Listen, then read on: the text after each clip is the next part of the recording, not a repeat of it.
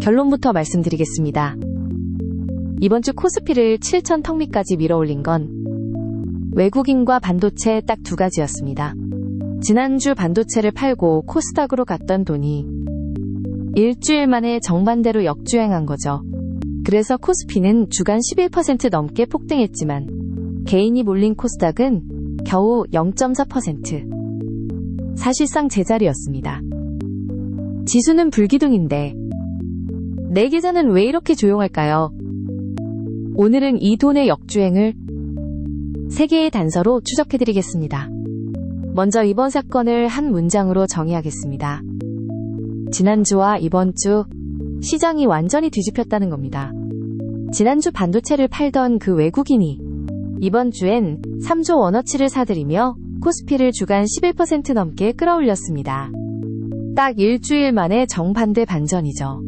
그런데 똑같은 반등장인데도 개인이 많이 담은 코스닥은 겨우 0.4%, 사실상 제자리였습니다. 지수는 축제, 내 계좌는 조용한 이 온도차. 진짜 원인은 돈이 어디로 흘렀는지에 있었습니다. 코스피가 반등한 과정을 날짜별로 보겠습니다. 시작은 조용했습니다. 월요일 8월 10일. 그날의 주인공은 7% 가까이 급등한 코스닥이었고 코스피는 강보합에 그쳤죠. 지난주의 순환매가 그대로 이어진 겁니다. 그런데 수요일부터 완전히 바뀌었습니다.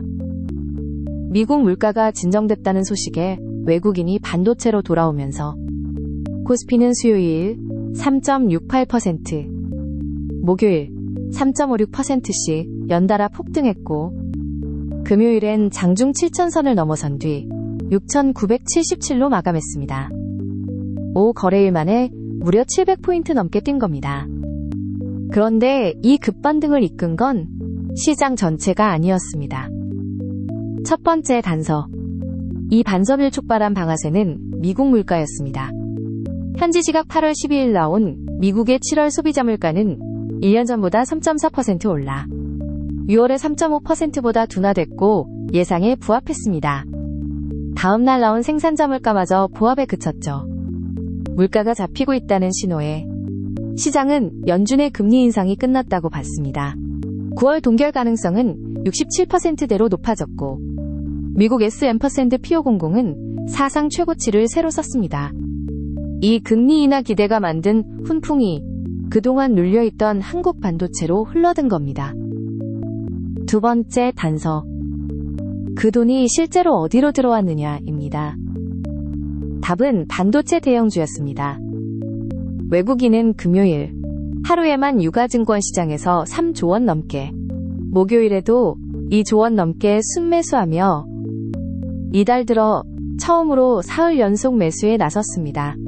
지난주 두 자릿수로 폭락했던 SK하이닉스와 삼성전자가 나란히 반등했죠. 반도체를 던졌던 바로 그 외국인이 낙폭이 컸던 대형주부터 다시 주워 담은 겁니다. 코스피는 이 두 종목의 비중이 워낙 커서 외국인이 반도체를 사면 지수가 통째로 들리는 구조입니다. 세 번째 단서. 그리고 오늘의 핵심 모순입니다. 지수가 이렇게 폭등했는데 왜 개인 투자자들은 웃지 못했을까요? 돈의 방향이 지난주와 정반대로 꺾였기 때문입니다. 월요일만 해도 코스닥은 7% 급등한 주인공이었지만 외국인이 반도체로 돌아온 수요일부터는 강보합에 머물며 금요일까지 겨우 0.4% 오르는 데 그쳤습니다.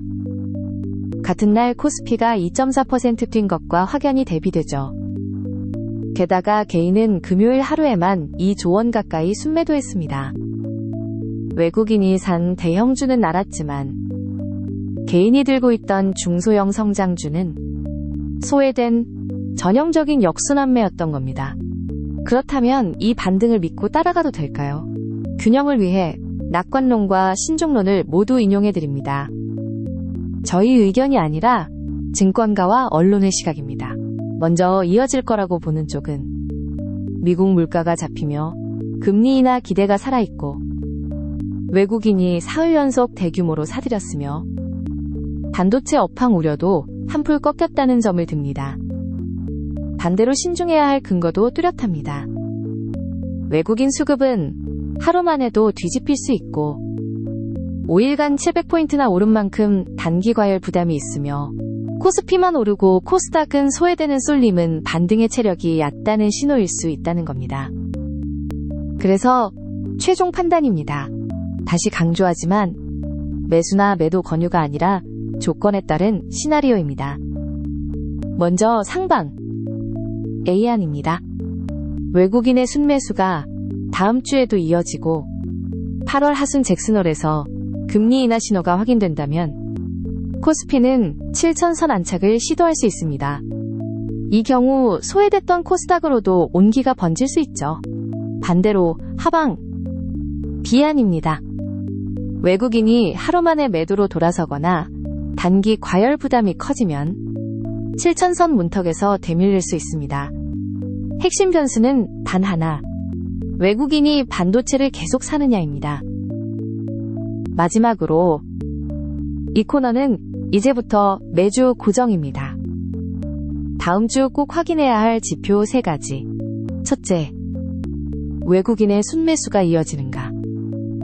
이번 반등의 엔진이자 하루 만에 꺼질 수도 있는 이 사건의 핵심 방아쇠입니다.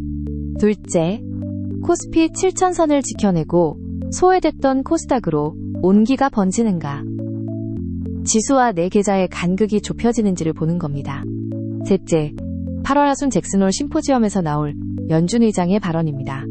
9월 FOMC를 앞두고 금리 인하가 진짜인지를 가릴 힌트가 여기서 나옵니다.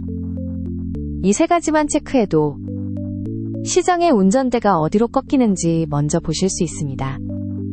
오늘 수사 3줄로 정리하겠습니다. 첫째, 미국 물가가 꺾이며 금리 인하 기대가 살아나자 외국인이 3조 원을 들고 반도체로 돌아왔습니다. 둘째, 그 힘으로 코스피는 주간 11% 넘게 폭등했지만 개인이 몰린 코스닥은 소외된 전형적인 역순환매였습니다. 셋째, 이 흐름이 이어질지는 외국인 수급의 연속성과 8월 하순 잭슨홀 발언에 달려 있습니다. 오늘 영상이 도움이 되셨다면 구독과 좋아요, 알림 설정 꼭 부탁드립니다. 여러분은 이 반등이 다음 주에도 이어질 거라고 보시나요? 아니면 단기 과열로 되밀릴 거라고 보시나요? 생각을 댓글로 남겨주세요. 저희는 매일 아침 쇼츠로 다시 찾아뵙겠습니다. 우리 앞으로 같이 부자 되시죠.